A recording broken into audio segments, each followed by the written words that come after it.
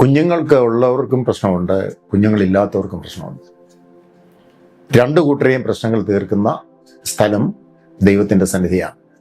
കൃപയാൽ ഇന്ന് ഈ പ്രത്യേക സന്ദർഭത്തിൽ നാം വന്നെത്തിയിരിക്കുന്നത് എല്ലാ പ്രശ്നങ്ങളും തീർക്കാൻ കഴിയുന്ന കർത്താവിൻ്റെ പാദപീഠത്തിലാണ്. വിശുദ്ധ ബൈബിളിൽ എഫേസ്യർ 3-ാം അധ്യായത്തിൻ്റെ 20-21 രണ്ട് വാക്യങ്ങൾ നമ്മൾ നോക്കിയാൽ അവിടെ ഇങ്ങനെ കാണും: എന്നാൽ നാം ചോദിക്കുന്നതിലും നനയ്ക്കുന്നതിലും അത്യന്തപരമായി ചെയ്യുവാൻ നമ്മിൽ വ്യാപരിക്കുന്ന ശക്തിയാൽ കഴിയുന്നവന് സഭയിലും ക്രിസ്തുയേശുവിലും എന്നേക്കും തലമുറ തലമുറയായും മഹത്വം ഉണ്ടാകട്ടെ. ആമേൻ. ക്രിസ്തുവിൽ എല്ലാവർക്കും വന്ദനം. ഈ വാക്യത്തിൽ നിന്ന് 1-2 കാര്യങ്ങൾ ചുരുക്കം സമയം കൊണ്ട് ചിന്തിപ്പാനാണ് ആഗ്രഹിക്കുന്നത്. പ്രാർത്ഥനാപൂർവ്വം നമുക്കത് ശ്രദ്ധയിലേക്ക് നമുക്ക് വരാം. പഴയ നിയമത്തിലും പുതിയ നിയമത്തിലും സൂക്ഷിച്ചു നോക്കിയാൽ കാണുന്ന 2 പ്രധാനപ്പെട്ട കാര്യങ്ങളിൽ ഒന്ന്, ഉള്ളവർക്കും ഇല്ലാത്തവർക്കും ഉള്ള പ്രശ്നങ്ങൾ അത് വലുതാണ്. എന്നാൽ അത് രണ്ടും ഒരുപോലെ തീർക്കുന്ന ഏക സ്ഥലം ദൈവത്തിൻ്റെ സന്നിധിയാണ്. നമുക്കെല്ലാവർക്കും സന്തോഷിക്കാൻ പറ്റിയ ഏക സ്ഥലം ദൈവത്തിൻ്റെ സന്നിധിയാണ്. ഒറ്റ സ്ഥലമേ ഉള്ളൂ. വീട്ടിൽ കിട്ടാത്തത്, പോലീസ് സ്റ്റേഷനിൽ കിട്ടാത്തത്, കോടതിയിൽ കിട്ടാത്തത്, നാട്ടിൽ കിട്ടാത്തത്, അത് തീർച്ചയായിട്ടും ദൈവത്തിൻ്റെ സന്നിധിയിൽ മാത്രമേ നമുക്ക് ലഭിക്കുകയുള്ളൂ. അത് ബൈബിളാണ് ഇതിനെപ്പറ്റി വ്യക്തമായിട്ട് കാര്യങ്ങൾ പറയുന്നത്. വിശുദ്ധ ബൈബിളിൽ ആവർത്തന പുസ്തകം 1-17 മുതലുള്ള വാക്യങ്ങളിലേക്ക് പോവുകയാണെങ്കിൽ പെട്ടെന്നൊരു കാര്യം കാണാൻ സാധിക്കും. ന്യായവിസ്താരത്തിൽ മുഖം നോക്കാതെ വലിയവൻ്റെ കാര്യവും ചെറിയവൻ്റെ കാര്യവും ഒരുപോലെ കേൾക്കണം. നിങ്ങൾ വലിയവരാകട്ടെ ചെറിയവരാകട്ടെ, നിങ്ങളുടെ പ്രശ്നങ്ങൾ ചെറുതാകട്ടെ വലുതാകട്ടെ, അത് ഒരുപോലെ കേൾക്കുന്ന സ്ഥലമെന്ന് പറയുന്നത് ഒന്നേ ഉള്ളൂ. അത് ദൈവത്തിൻ്റെ പാദപീഠമാണ്, ദൈവസന്നിധിയാണ്. പിന്നെ അവിടെ എഴുതിയിരിക്കുകയാണ്, മനുഷ്യനെ ഭയപ്പെടരുത്, ന്യായവിധി ദൈവത്തിനുള്ളത്. അത് കഴിഞ്ഞ് ഏറ്റവും പ്രധാനമായ ഭാഗത്ത് വരികയാണ്, നിങ്ങൾക്ക് അധികം പ്രയാസമുള്ള കാര്യം നിങ്ങൾ എൻ്റെ അടുക്കൽ കൊണ്ടുവരിക, അത് ഞാൻ തീർക്കും. അപ്പോൾ നമ്മുടെ ജീവിതത്തിൽ തീരാത്ത പ്രശ്നങ്ങൾ തീർക്കുന്ന ഏക സ്ഥലം കർത്താവിൻ്റെ സന്നിധിയാണ്. ഇന്നലെ വരെ നീ തുഴഞ്ഞ് അക്കരെ കടാൻ കഴിയാതെ നേറിപ്പുകഞ്ഞ് ജീവിതത്തിൽ ഒരു വിടുതലും കിട്ടാതെ ഒരു മറുപടിയും കിട്ടാതെ ഭാരത്തിലായിരിക്കുന്ന അനുഭവത്തിൽ നിന്ന് കയറുവാനുള്ള ഒരു വഴി വലിയവനായ ദൈവം നമ്പരാൻ ഈ വാക്യത്തിൽ കൂടെ ഇന്ന് പകൽക്കാലം ഒരു നല്ല സന്ദേശമായി ദൂതായി ദൈവം തരികയാണ്. ചില വിഷയങ്ങൾ നമ്മൾ വിചാരിച്ചാൽ സാധിക്കും, ചില വിഷയങ്ങൾ നമ്മളെ കൊണ്ട് പറ്റത്തില്ല. നമ്മൾ തന്നെ പറയാറുണ്ട്, കർത്താവേ ഞാൻ ഇനി എന്ത് ചെയ്യും, ആരെന്നെ സഹായിക്കും, ഇതിനെങ്ങനെ വിടുതൽ കിട്ടും, ഇതെവിടെ ചെന്ന് അവസാനിക്കും? ഈ ചോദ്യങ്ങളൊക്കെ പലപ്പോഴും നമ്മുടെ ജീവിതത്തിൽ ചോദിക്കുന്നതാണ്. എന്നാൽ നിശ്ചയമായും അതിനൊരു മറുപടി എന്ന് ദൈവാത്മാവ് സംസാരിക്കുകയാണ്. നിങ്ങൾക്ക് അധികം പ്രയാസമുള്ള കാര്യം, നിങ്ങൾ ചുമന്ന മടുത്ത വിഷയങ്ങൾ, അതിൻ്റെ തലമുറയുടെ വിഷയമാകട്ടെ, ശുശ്രൂഷ വിഷയമാകട്ടെ, കുടുംബജീവിതത്തിലെ വിഷയമാകട്ടെ, രോഗവിഷയങ്ങളാകട്ടെ, എന്ത് തന്നെയായിരുന്നാലും അധികം പ്രയാസമുള്ള വിഷയം കർത്താവ് പറയാണ്, എൻ്റെ അടുക്കൽ കൊണ്ടുവരിക, അത് ഞാൻ തീർക്കും. തീർച്ചയായിട്ടും നമ്മുടെ പ്രിയപ്പെട്ടവരോട് വല്ലവരോടും അല്ലെങ്കിൽ നിങ്ങളുടെ പാസ്റ്റേഴ്സിനോടൊക്കെ പല വിഷയങ്ങളും പ്രാർത്ഥിക്കാനായിട്ടൊക്കെ പറയുമ്പോൾ അവർ പറയുന്ന 3 വാക്കുകൾ ഞാൻ പറയാം. ഒന്ന് ശ്രമിക്കാം, ഒന്ന് നോക്കട്ടെ, മൂന്നാമത്തെ വാക്ക് പറയുന്ന പ്രാർത്ഥിക്കാം.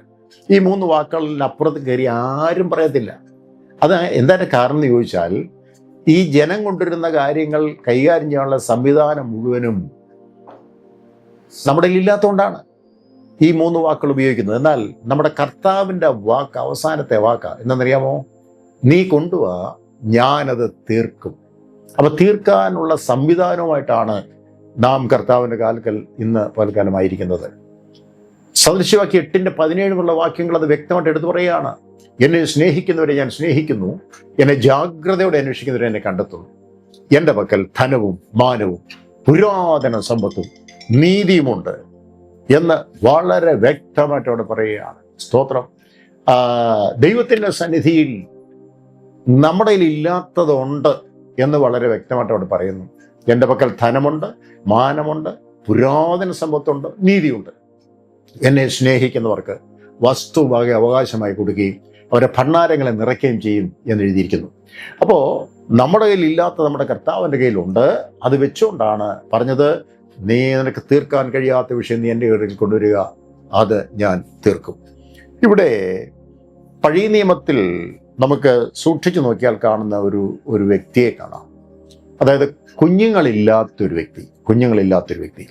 ഞാൻ ആദ്യം ഓർപ്പിച്ചല്ലോ, കുഞ്ഞുങ്ങളുള്ളവർക്കും പ്രശ്നമുണ്ട്, കുഞ്ഞുങ്ങളില്ലാത്തവർക്കും പ്രശ്നമുണ്ട്.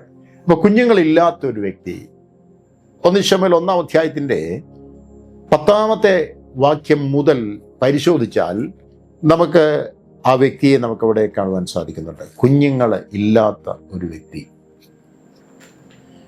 ആ ശമൂവേലിന്റെ പുസ്തകത്തിൽ ഈ വ്യക്തിയെ പറ്റി അവിടെ പറയുന്നത്,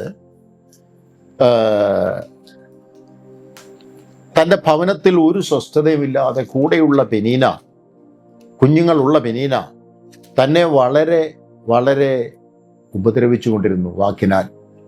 നിനക്ക് കുഞ്ഞുങ്ങളില്ലല്ലോ, അത് ശാപകരമായൊരു കാര്യമാണല്ലോ, എനിക്ക് കുഞ്ഞുങ്ങളുണ്ടല്ലോ, ഇതെപ്പോഴും പറഞ്ഞിങ്ങനെ കുത്തിക്കൊണ്ടിരുന്നപ്പോൾ ഒരിക്കൽ ഈ ഹന്ന ചെയ്തത്, സ്വസ്ഥത ഇല്ലാത്ത വീട്ടിൽ നിന്ന് സ്വസ്ഥത ലഭിക്കുന്ന സ്ഥലമായ ആലയത്തിലേക്ക് പോയി എന്നുള്ളതാണ്.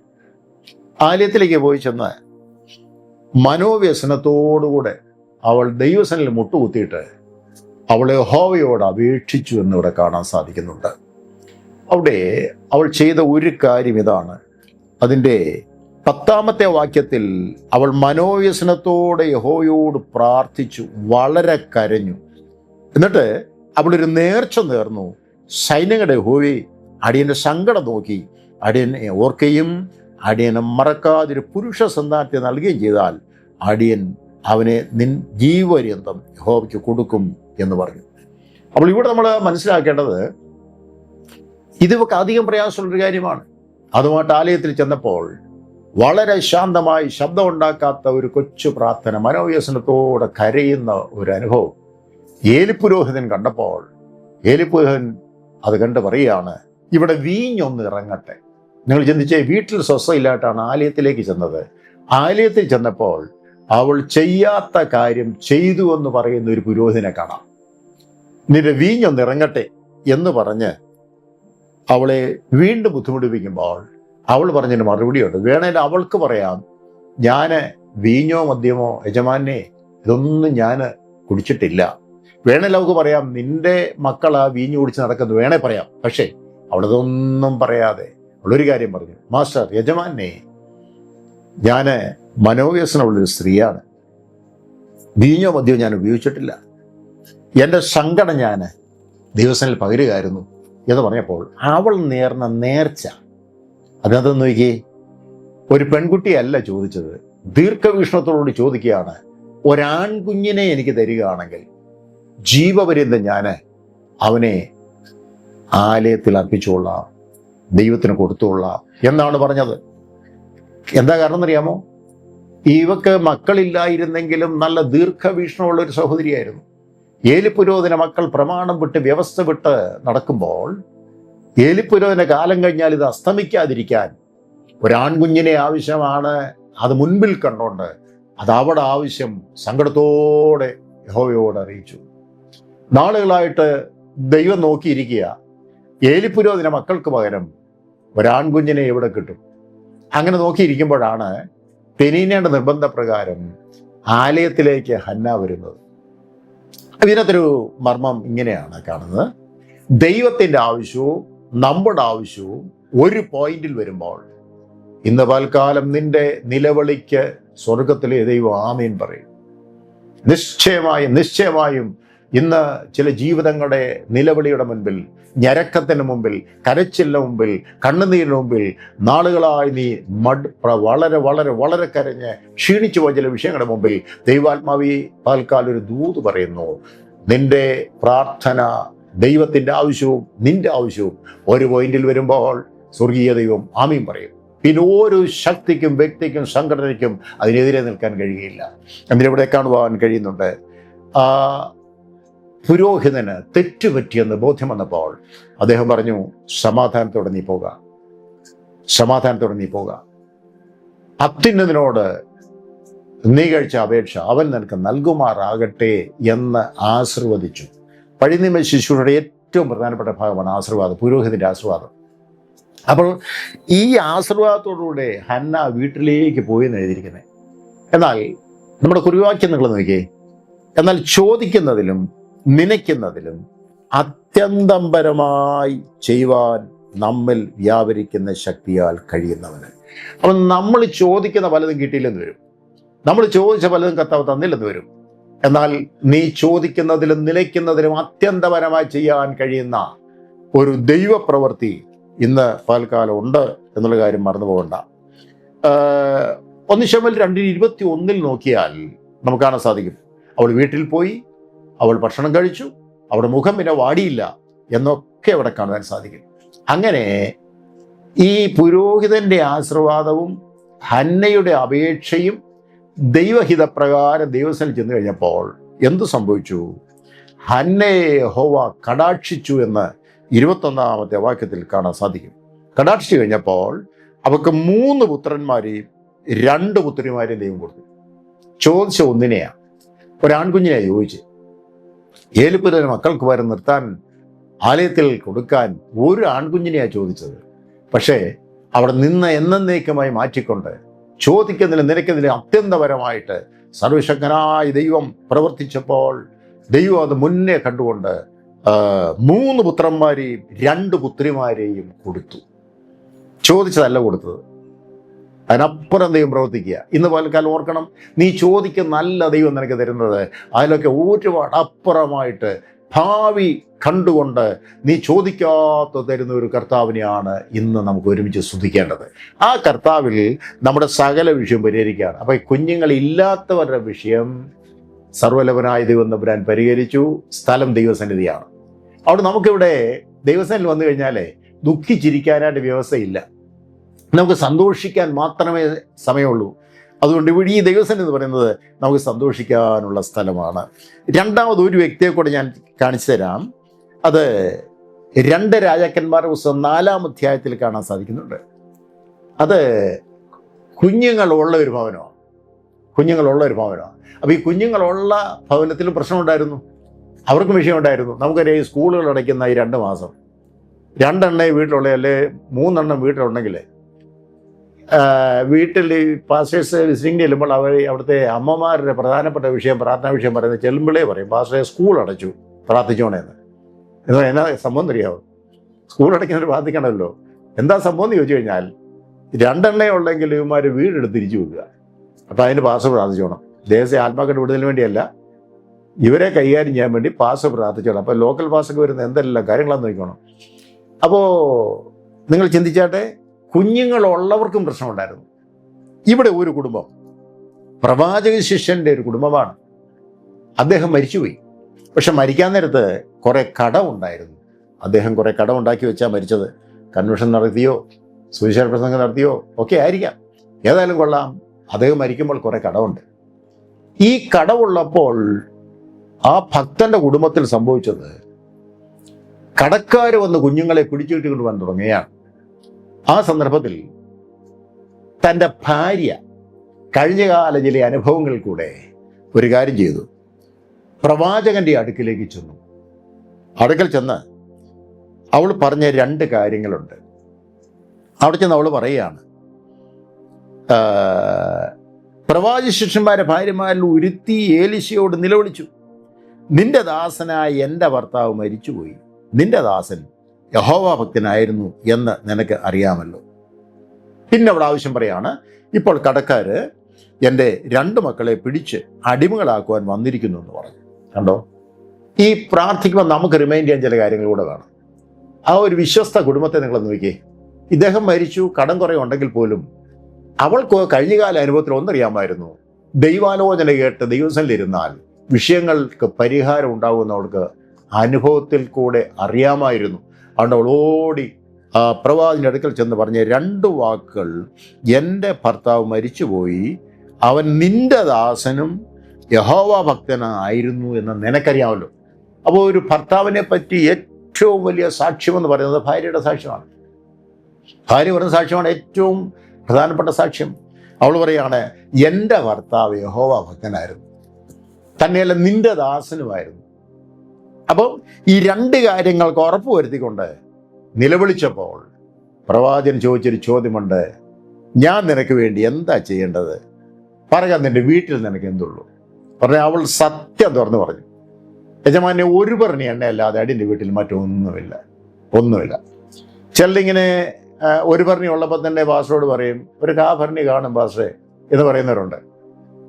ഒരു ഭരണി ഉള്ളപ്പോൾ തന്നെ ചിലർ അവരുടെ സ്റ്റാറ്റസ് കീപ്പ് ചെയ്യാൻ വേണ്ടി പറയും, ഒരു 5 ഭരണി കാണുമെന്ന് പറയുന്നവരുമുണ്ട്. ഇത് രണ്ടും കർത്താവിന് ആവശ്യമില്ല. കർത്താവിന് ആവശ്യം യഥാർത്ഥ സത്യം തുറന്നു പറയുന്നതിനാണ് കർത്താവിന് ആവശ്യം. ഒരു ഭരണി എണ്ണയല്ലാതെ അടിൻ്റെ വീട്ടിൽ ഒന്നുമില്ല എന്ന് പറയും. എന്താ നിങ്ങൾക്കറിയാമോ? ആ സന്ദർഭത്തിൽ ആ പ്രവാചകൻ ഒരു ദൈവാലോചന പറഞ്ഞു, നീ അയൽപക്കത്തൊക്കെ പോയി വെറും പാത്രങ്ങൾ വാങ്ങിക്കണം, പാത്രങ്ങൾ കുറവായിരിക്കരുത്. അതൊരു ശക്തമായ ആലോചനയായിരുന്നു. അപ്പോൾ തന്നെ അതിനകത്തുള്ളൊരു പ്രശ്നം ഉള്ളത് നോക്കിയേ, കടഭാരത്തിലിരിക്കുന്ന ഈ ഭവനത്തിൽ ആ സഹോദരി പോയി ചോദിച്ചാൽ പാത്രം കിട്ടുമോ? അപ്പം ചില ആലോചനകളൊക്കെ നമ്മളെ കറക്റ്റ് ചെയ്ത് ശുദ്ധീകരിച്ച് ഒരുക്കിയിട്ട് വലിയൊരു ദൈവപ്രവൃത്തി വെളിപ്പെടുത്തുവാൻ വേണ്ടി ദൈവം ചില കാര്യങ്ങൾ ചെയ്യാറുണ്ട്. ഇവിടെ കാണുവാൻ കഴിയുന്നത്, അവൾ ചെന്ന് അയൽപക്കത്തൊക്കെ പോയി വെറും പാത്രം വായ്പ ചോദിച്ചു. എല്ലാവരും കൊടുത്തു. അവിടുത്തെ ദൂതിൻ്റെ പ്രധാന ഭാഗം നോക്കിയേ, പാത്രങ്ങൾ കുറവായിരിക്കരുത്. നീ എത്രത്തോളം കൊണ്ടുവെക്കുന്നോ അതനുസരിച്ച് നിറയ്ക്കുന്ന ഒരു കർത്താവിൻ്റെ സന്നിധിയിലാണ് ഇന്ന് പകൽക്കാലം നമ്മൾ വന്നിരിക്കുന്നത്. എല്ലാവരും കൊടുത്തു. ആ പാത്രങ്ങളൊക്കെ മുറിക്കകത്ത് വെച്ചു. കുഞ്ഞുങ്ങളെ വിളിച്ച്, പ്രശ്നമുള്ള ആ കുഞ്ഞുങ്ങളെ വിളിച്ച് മുറിക്കകത്ത് കയറ്റി വാതിലടച്ചു. ഇനി മറ്റൊന്നും കാണാനും അറിയാനുമില്ല. ഒറ്റ കാര്യമേ ഉള്ളൂ, ആ പ്രവാചകൻ പറഞ്ഞതുപോലെ അവൾ പാത്രങ്ങൾ വെച്ചിട്ട് ദൈവസന്നിധിയിൽ മുട്ടുകുത്തി. അവിടെ ഒരു അത്ഭുതം നടന്നു. നിന്റെ പ്രശ്നങ്ങളിലെ കുഞ്ഞുങ്ങളെ നീ പുറത്തിട്ടിട്ട് നീ പ്രാർത്ഥിക്കാനിരിക്കരുത്, അവരെ കൂടെ ചേർത്ത് വെച്ച് കൊള്ളണം. ഇവിടെ ആ കുഞ്ഞുങ്ങളുമായിട്ട് ആ സഹോദരി യഹോവയുടെ സന്നിധിയിൽ നിലവിളിക്കുമ്പോൾ അവിടെ നടന്നൊരു അത്ഭുതം എന്ന് പറയുന്നത്, അവിടെ എണ്ണയുടെ ഒരു പകർച്ചയുണ്ടായി. എണ്ണ വിൽക്കുന്ന ഒരു ദേശമാണ് അവിടം. എണ്ണ കച്ചവടം നടന്നൊരു സ്ഥലമാണ്. എന്നാൽ അവിടെ സംഭവിച്ചത്, ഒരു ഭരണി എണ്ണയെ വീട്ടിലുള്ളൂ. പക്ഷേ അവളെ അനുസരിച്ചപ്പോൾ അവിടെ എണ്ണയുടെ വലിയൊരു ഒഴുക്ക്. ഈ കാലിപ്പാത്രങ്ങളെല്ലാം ഈ സഹോദരി വെച്ചു കൊടുത്തു നിറയ്ക്കാൻ വേണ്ടിയിട്ട്. അപ്പം ജോലി ഇല്ലാതിരുന്ന് കരയുന്ന അനേകർക്ക് ജോലിയാകുക കേട്ടോ. ആ പാത്രങ്ങൾ വെച്ചു കൊടുക്കുക. അവിടെ അനുഗ്രഹത്തിൻ്റെ വഴിയിലേക്കുള്ള വരികയാണ്. നിറയുന്നത് കുഞ്ഞുങ്ങൾ മാറ്റി വെച്ചു. കുഞ്ഞുങ്ങൾക്ക് ജോലിയായി. അപ്പം നിന്റെ തലമുറയ്ക്ക് ജോലിയില്ലെങ്കിൽ ഇന്ന് ഒരു ദൂത് പറയാം, നീ ദൈവത്തിൻ്റെ സന്നിധിയിൽ വ്യവസ്ഥ പ്രകാരം നിലവിളിച്ചാൽ നിനക്കും നിന്റെ കാര്യവും പരിഹരിക്കും, നിന്റെ കുഞ്ഞുങ്ങൾക്ക് ജോലിയാവും. ഈ കുഞ്ഞുങ്ങളെ നിറയുന്ന മാറ്റി വെച്ചു. ഏറ്റവും അവസാനത്തെ പാത്രം ഇങ്ങനെ നിറഞ്ഞ് വരാറായപ്പോൾ അമ്മ പറഞ്ഞു, മോനെ അടുത്ത പാത്രം കൊണ്ടുവരാൻ പറഞ്ഞു. കുറേ കുഞ്ഞുങ്ങൾ പറഞ്ഞൊരു വാക്കുണ്ട്, ഇനി പാത്രം ഇല്ല. നീ എത്ര പാത്രം വെച്ചോ, നമ്മളൊക്കെ ഓരോ മൺപാത്രങ്ങളാണല്ലോ, എത്ര പാത്രം കൊണ്ടുവെക്കുന്നു അത് മുഴുവൻ നിറയ്ക്കുന്ന ഒരു കർത്താവുണ്ട് ഇവിടെ. അവസാന പാത്രം വെച്ചു, അത് നിറയാറായപ്പോൾ കുഞ്ഞുങ്ങൾ പറയുന്ന വാക്ക്, ഇനി പാത്രം ഇല്ല. ഈ അനുഗ്രഹം ഉണ്ടാക്കുന്നത് ഇല്ലാതാക്കുന്നത് നമ്മളൊക്കെ തന്നെയാണ്. നീ ഈ പാത്രം വെച്ച് കൊടുക്കാൻ ഇല്ലെങ്കിൽ ഈ എണ്ണ വെറുതെ ഒഴുകില്ല.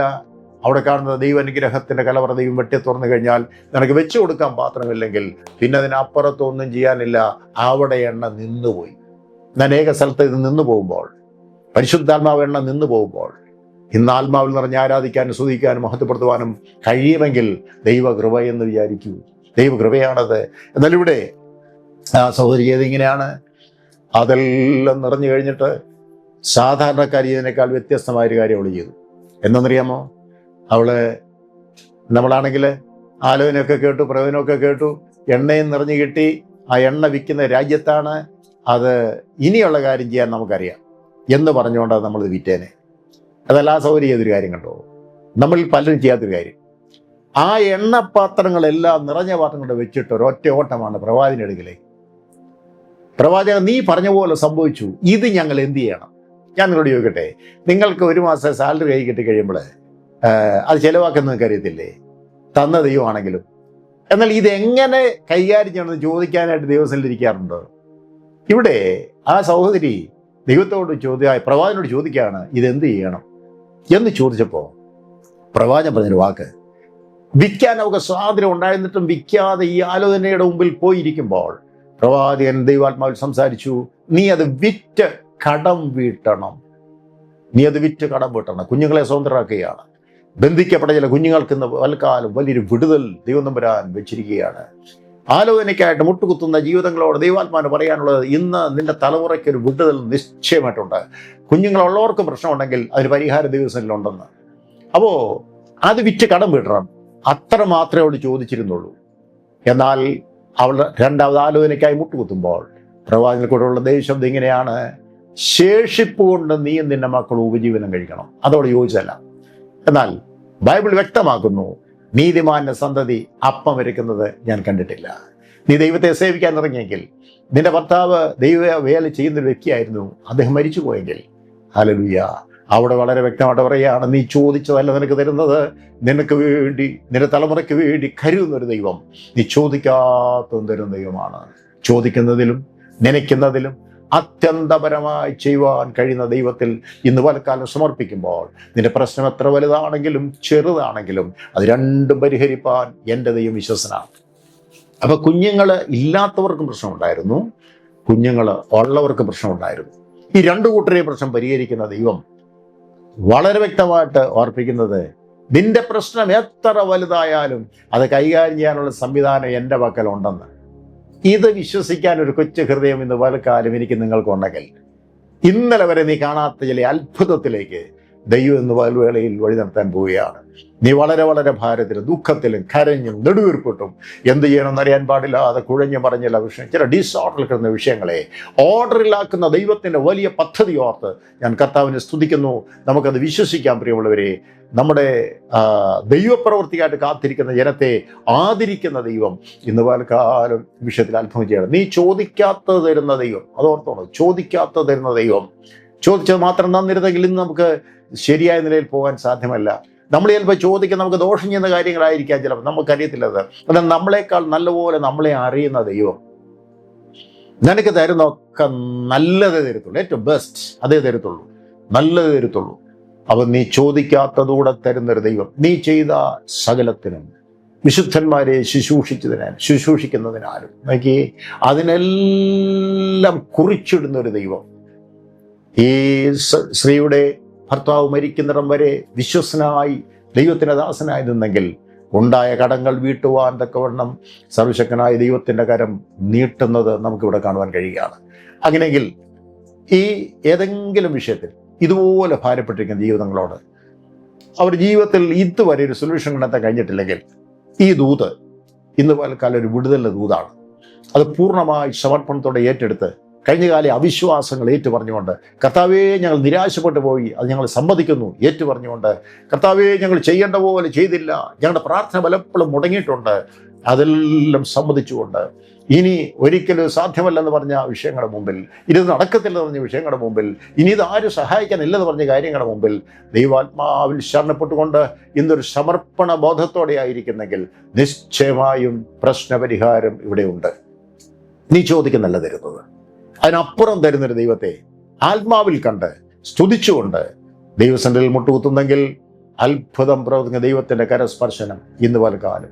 ആരും നിന്നെ ചേർത്ത് പിടിക്കാനില്ലെങ്കിൽ ദൈവം വ്യക്തമായിട്ട് ഓർപ്പിക്കുകയാണ്, നിന്നെ ചേർത്ത് പിടിക്കുന്നൊരു കർത്താവുണ്ട്. നിന്റെ അസ്വസ്ഥതയിൽ, നിന്റെ പ്രയാസങ്ങളിൽ, നിന്റെ പ്രതികൂലങ്ങളിൽ, ഒറ്റപ്പെട്ടു പോയ അനുഭവത്തിൽ, നിന്റെ ഒരു ലോൺലി ലൈഫ്, ഒരു ലോൺലി ആ ജീവിതത്തിൽ അവിടെയൊക്കെ നിന്നെ ചേർത്ത് പിടിക്കുന്നൊരു കർത്താവുണ്ട്. ആ കർത്താവിന് പറയാനുള്ള ഏക കാര്യം എന്നറിയാമോ? നീ ചോദിക്കുന്നല്ല ഞാൻ നിനക്ക് തരുന്നത്, അതിനപ്പുറമായിട്ട് ഞാൻ നിനക്ക് തരുന്നുണ്ട്. ഈ ദിവസങ്ങളിൽ, കഴിഞ്ഞ വർഷങ്ങളിൽ നീ ചോദിച്ചല്ല ഈ വർഷം തരുന്നത്. നിന്റെ കുഞ്ഞുങ്ങളെ ചൊല്ലി ഭാരപ്പെട്ട് ദുഃഖിച്ചിരുന്ന ചില വിഷയങ്ങളുടെ മുമ്പിൽ, അവർ വിവാഹ വിഷയമാകട്ടെ, വിദ്യാഭ്യാസ വിഷയമാകട്ടെ, സാമ്പത്തിക വിഷയമാകട്ടെ, ആരോഗ്യപരമായ വിഷയമാകട്ടെ, രോഗപരമായ വിഷയമാകട്ടെ, ഇന്ന് പൽക്കാലം ദൈവാത്മാവിന് പറയാനുള്ളത് അതിനൊക്കെ ഒരു മറുപടിയുണ്ട്. നിരാശപ്പെട്ടു പോകരുത്, ക്ഷീണിച്ചു പോകരുത്. കഴിഞ്ഞകാല വിശ്വാസത്തിൽ ഉറച്ചു നിൽക്കാൻ കഴിയാതെ ചഞ്ചലിച്ചു പോയെങ്കിൽ, വ്യതിചലിച്ചു പോയെങ്കിൽ ഇന്ന് പല വേളയിൽ മടങ്ങി വന്നുകൊണ്ട്, കർത്താവേ എൻ്റെ ജീവിതത്തിൽ വന്ന കുറ്റങ്ങൾ ക്ഷമിക്കണമേ, എൻ്റെ ജീവിത തെറ്റുകളെ ക്ഷമിക്കണമേ, ഞാൻ മടങ്ങി വരുന്നു, എനിക്ക് വേണ്ടി ഇന്ന് പൽവേളയിൽ സംസാരിച്ച് ഈ ദൂതൻ്റെ മുൻപിൽ ഞാൻ എന്നെ സമർപ്പിക്കുന്ന എത്ര പേർ ഒരു തീരുമാനമെടുക്കും? ആ തീരുമാനത്തിന് മുമ്പിൽ നമ്മളെ മാനിക്കുന്ന ദൈവം. കുഞ്ഞുങ്ങൾ ഇല്ലാത്തവർക്ക് പ്രശ്നമുണ്ട്, കുഞ്ഞുങ്ങളുള്ളവർക്ക് പ്രശ്നമുണ്ട്. രണ്ടു കൂട്ടരുടെയും പ്രശ്നം പരിഹരിക്കുന്ന സ്ഥലം ദൈവത്തിൻ്റെ സന്നിധിയാണ്. എന്ന് പറയുന്നത് ദൈവസന്നിധി എന്ന് പറഞ്ഞു കഴിഞ്ഞാൽ നമ്മുടെ എല്ലാ കാര്യങ്ങളും തീർക്കാനുള്ള എല്ലാ സംവിധാനങ്ങളും നമ്മുടെ ദൈവത്തിൻ്റെ കയ്യിലുണ്ട്. നിങ്ങൾക്കറിയാമോ, നിനക്കൊരു കുഞ്ഞ് ജനിക്കുന്നതിന് മുൻപ്, അമ്മയുടെ ഗർഭത്തിൽ ഉരുവാകുന്നതിന് മുൻപ് സർവജ്ഞാനിയായ ദൈവം, ആരംഭത്തിൽ തന്നെ അവസാനം അറിയാവുന്ന ദൈവം, ഇതെന്താകുമെന്ന് അറിഞ്ഞ് ആ ദൈവത്തിൻ്റെ മുന്നറിവിനകത്ത് ഇത് എന്താകണമോ, അതിനെന്തൊക്കെ വേണോ അതെല്ലാം ക്രമീകരിച്ച് വെച്ച ശേഷമാണ് ഒരു സന്തതി നിനക്ക് തന്നതെങ്കിൽ, ഒരു തലമുറയെ നിനക്ക് തന്നതെങ്കിൽ, അവരുടെ വിഷയം കൈകാര്യം ചെയ്യുവാൻ, പരിഹരിപ്പാൻ ദൈവം എത്ര വിശ്വസനാണ്, എത്ര മാറാത്തവനാണ്. അതുകൊണ്ട് ഇതുവരെ ജീവിതത്തിൽ ദൈവം തമ്പുരാൻ ചെയ്ത അത്ഭുത പ്രവൃത്തിയിൽ ഓർത്ത് നന്ദിയോടുകൂടെ ദൈവത്തിന് മാത്ത് കൊടുക്കുക മാത്രമല്ല, അസാധ്യമെന്ന് നീ ചിന്തിച്ചത്, അസാധ്യമെന്ന് നീ പറഞ്ഞത്, അതെല്ലാം മാറിയിട്ട് ഒരു വലിയ ദൈവപ്രവൃത്തി ഈ ദിവസങ്ങളിൽ നടക്കാൻ പോകുന്നുവെന്ന് ദൈവാത്മാവ് വളരെ വ്യക്തമായിട്ട് ഓർപ്പിക്കുകയാണ്. ഈ ദൂതിന് മുമ്പിൽ ഇന്ന് തൽക്കാലം നമുക്ക് ഒരുമിച്ച് സമർപ്പിക്കാം. കർത്താവേ, ഞാൻ എന്നെ സമ്പൂർണ്ണമായി സമർപ്പിക്കുന്നു, ഞാൻ എന്നെ പൂർണ്ണമായിട്ട് ഏൽപ്പിക്കുന്നു. എനിക്ക് വേണ്ടി വലിയവ ചെയ്യുന്ന എൻ്റെ ദൈവം, അത്ഭുതങ്ങൾ ചെയ്യുന്ന ദൈവം എനിക്ക് വേണ്ടി പ്രവർത്തിക്കണമേ എന്ന് ആത്മാർത്ഥമായി പ്രതിഷ്ഠിച്ചാട്ട് കർത്താവിൻ്റെ പക്കലുള്ള പല കാര്യങ്ങളെ പറ്റി പറഞ്ഞ കൂട്ടത്തിൽ ഒരു വാക്യം ഓർപ്പിക്കാം. പുരാതന സമ്പത്ത് കർത്താവിൻ്റെ കയ്യിലുണ്ട്. അത് നമ്മുടെ ഈ കൊച്ചു തലമുണ്ടയ്ക്കകത്ത് ഒതുങ്ങുന്നല്ല പുരാതന സമ്പത്ത്. അത് നാം ജനിക്കുന്നതിന് മുൻപ് നമുക്ക് വേണ്ടി തമ്പുരാൻ നിർണയിച്ചു വെച്ചിരിക്കുന്ന, ഒരുക്കി വെച്ചിരിക്കുന്ന ആ സമ്പത്തിൻ്റെ പേരാണ് പുരാതന സമ്പത്ത്. ആ പുരാതന സമ്പത്തിൽ നിന്ന് നമുക്ക് തരാനുള്ള നിർണയിച്ച കാര്യം മുഴുവനും, ഞാൻ എന്താകണമോ അങ്ങനെ പ്ലാൻ ചെയ്തത് മുഴുവനും ദൈവം എനിക്ക് തരും. ആ കർത്താവ് തരുന്നതിന് തടസ്സമായി നിൽക്കാൻ, അതിന് ബലക്ഷയം വരുത്താൻ ഒരു ശക്തിക്കോ വ്യക്തിക്കോ സംഘടനയ്ക്കോ കഴിയുകയില്ല. ഓർത്തുകൊള്ളണം, സമയത്തത് പ്രവർത്തിപ്പാൻ തന്നെ കൈ നീട്ടുമ്പോൾ ആ കൈകളെ മടക്കാനും ആർക്കും സാധ്യമല്ല. അവിടെ ഇന്നലെ വരെ ലഭിച്ചില്ല എന്ന് പറഞ്ഞ് ഭാരപ്പെട്ടിരിക്കുന്നെങ്കിൽ ദൈവാത്മാവ് പറയാനുള്ളത്, ദൈവത്തിൻ്റെ സമയമാകുന്നു. ആ സമയത്ത് അത് അത്ഭുതം പ്രവർത്തിക്കും. അതുവരെ വെയിറ്റ് ചെയ്യണം, അതുവരെ കാത്തിരിക്കണം. യഹോവ മാറാത്തവനാണ്. ഒരു കാര്യം പറഞ്ഞിട്ടുണ്ടെങ്കിൽ അത് ചെയ്തു തരും. എത്ര വർഷം മുൻപ് നീ കണ്ട ദർശനമാണെങ്കിലും, എത്ര മുൻപ് നീ കണ്ട വെളിപ്പാടാണെങ്കിലും, എത്ര വർഷം മുൻപ് നിന്നോട് സംസാരിച്ച പ്രവചന ശബ്ദമാണെങ്കിലും ഇതുവരെ സാധ്യമായില്ല എന്ന് പറഞ്ഞ് ഭാരപ്പെടേണ്ട. അത് ദൈവത്തിൻ്റെ സമയത്ത് ദൈവം കൈ നീട്ടുമ്പോൾ ആ കൈകളെ മടക്കാൻ ഒരു ശക്തിക്കോ വ്യക്തിക്കോ സംഘടനയ്ക്കോ കഴിയില്ല പ്രിയമുള്ളവരെ. അതുകൊണ്ട് ചോദിക്കുന്നതിൽ നിനക്ക് അത്യന്തരമായി ചെയ്യുന്ന ആ ദൈവത്തിൻ്റെ കൈ അത് കുറിയിട്ടില്ല. നീ അത് നിലവിളിക്കുമ്പോൾ കേൾക്കാതിരിപ്പാൻ ചെയ്യുമെന്നമായിട്ടുമില്ല. കർത്താവിൻ്റെ കരം ഇന്ന് പലകാലം അനുകൂലമായിരിക്കട്ടെ. ദൈവം നമുക്ക് അനുകൂലമെങ്കിൽ പ്രതികൂലമാർ ആ കർത്താവ് ഇന്ന് പലവേളയിൽ സമൃദ്ധിയായിട്ട് നമ്മളെ അനുഗ്രഹിക്കുകയാണ്. കർത്താവിൻ്റെ കരസ്പർശനത്താൽ നീ ചോദിക്കാത്തത് അതൂതര പ്രസക്ത ഭാഗത്ത് പറഞ്ഞ് അവസാനിപ്പിക്കണമല്ലോ. നീ ചോദിക്കാത്തത് നിനക്ക് തരുന്നത്, നിന്റെ ആവശ്യം എന്തെന്ന് നിന്നേക്കാൾ നല്ലപോലെ അറിയാവുന്നവൻ, മുന്നമേ അറിയാവുന്നവൻ, നീ ചോദിക്കാത്തതൂടെ തരുന്ന ഒരു ദൈവത്തെ ഇന്ന് പലകാലം കണ്ട് അവൻ്റെ നാമത്തെ ഉയർത്തണം.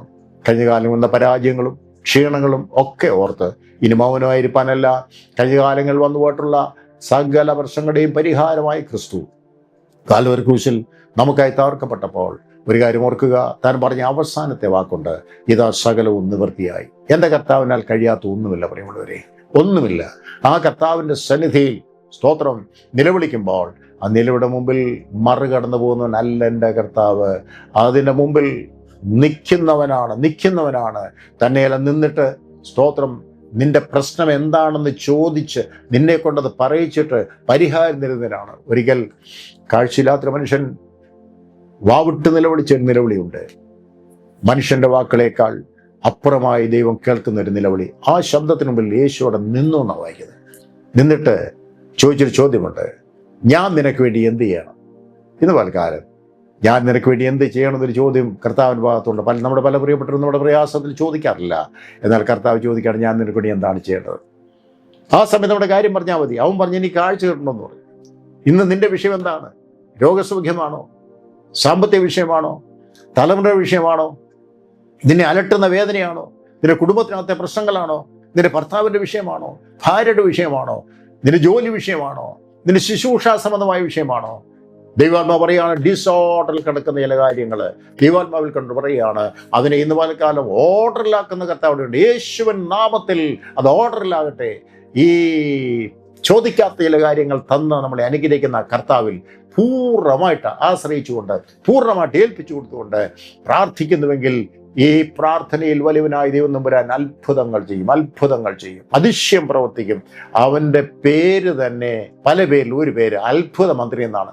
നമ്മുടെ കർത്താവ് ഒരു ചെറിയ കാര്യം ചെയ്താലും വലിയ കാര്യം ചെയ്താലും അതിനകത്തൊരു അത്ഭുതം ഉറപ്പാണ്. ഇത് ആസ്വദിക്കുന്ന ദൈവമക്കൾ ഇത് ആസ്വദിക്കുമ്പോൾ നന്ദിയോടുകൂടെ എത്ര നന്ദിയിലെത്തിയാലും മതിയാത്ത നിലയിൽ അവനെ സ്തുതിപ്പാൻ നാം ബാധ്യസ്ഥരല്ലേ. ഈ കാലഘട്ടങ്ങളിലെ പല സംഭവങ്ങൾ കണ്ടുകൊണ്ട് ക്ഷീണിച്ചും തളർന്നും കൂട്ടായ്മ നഷ്ടപ്പെട്ടും ഭാരത്തിലും ദുഃഖത്തിലും ഇരിക്കുന്ന ജനത്തോട് പറയാനുള്ള സന്ദേശം എന്ന് പറയുന്നത്, ക്ഷീണിക്കേണ്ട, നിനക്ക് വേണ്ടി അത്ഭുതം പ്രവർത്തിക്കുന്ന കർത്താവിൻ്റെ ഒരു കരമുണ്ട്. ഇന്നത് ചലിക്കുന്നു, ആത്മാവിലത്ത് കാണുവാൻ കഴിയുന്നുണ്ട്. ആ കരം നിനക്കായി ചലിക്കുന്നുണ്ട്. നമുക്ക് പൂർണ്ണമായിട്ട് നമ്മുടെ ഹൃദയം ദൈവത്തിൽ സമർപ്പിച്ചാട്ട് അവൻ എന്നോട് പറ്റിയിരിക്കാൻ ഞാൻ അവനെ വിടുവിക്കും, അവൻ്റെ നാമത്തെ അറിയാൽ ഞാൻ ഉയർത്തും. ആയിരിക്കാൽ പൂർണ്ണമായിട്ട് പറ്റിച്ചേർന്നുകൊണ്ട് കർത്താവിൽ നമുക്ക് ശരണപ്പെട്ടുകൊണ്ട് ഈ പൽക്കാലം ആ ദൂതിന് മുമ്പാകെ ഏൽപ്പിക്കാം. പ്രിയമുള്ളവരെ, കർത്താവിൻ്റെ അത്ഭുത പ്രവർത്തികൾ നീ കഴിഞ്ഞ കാലങ്ങളിൽ പ്രവചന ശബ്ദത്തിൽ കേട്ടത് ഈ ദിവസങ്ങളിൽ നിന്റെ കണ്ണുകൊണ്ട് കാണാൻ പോവാം.